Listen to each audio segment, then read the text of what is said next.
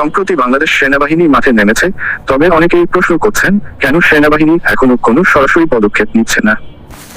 এই প্রশ্নের পেছনে কিছু বিশেষ কারণ রয়েছে, যা বর্তমান রাজনৈতিক এবং প্রশাসনিক পরিস্থিতির সাথে ওতপ্রোতভাবে জড়িত। 1. অন্তর্বর্তীকালীন সরকার। বর্তমান বাংলাদেশ কোনো নির্বাচিত সরকার নেই, বরং একটি অন্তর্বর্তীকালীন সরকার রয়েছে। এটি অস্থায়ীভাবে দেশ পরিচালনার জন্য গঠিত হয়েছে, কিন্তু এটি পূর্ণক্ষমতা সম্পন্ন সরকার নয়। এ ধরনের সরকারের অধীনে সেনাবাহিনী সরাসরি হস্তক্ষেপ করতে গেলে এটি রাজনৈতিক অস্থিরতার কারণ হতে পারে। তাই সেনাবাহিনী তাদের কার্যক্রম খুবই সতর্কতার সাথে পরিচালনা করছে। 2. রাজনৈতিক পরিস্থিতির অবনতি।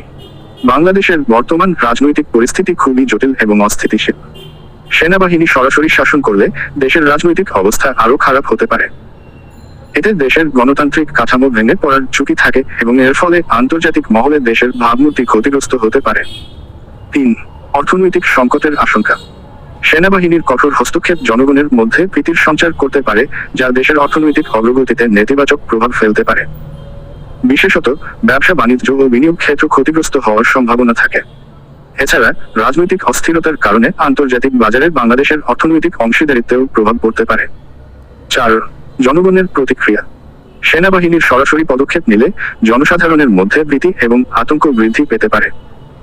এর ফলে দেশের অভ্যন্তরীণ পরিস্থিতি আরও খারাপ হতে পারে, যা একটি বড় ধরনের সামাজিক অস্থিরতার দিকে নিয়ে যেতে পারে। 5. আন্তর্জাতিক চাপ ও কূটনৈতিক পরিস্থিতি।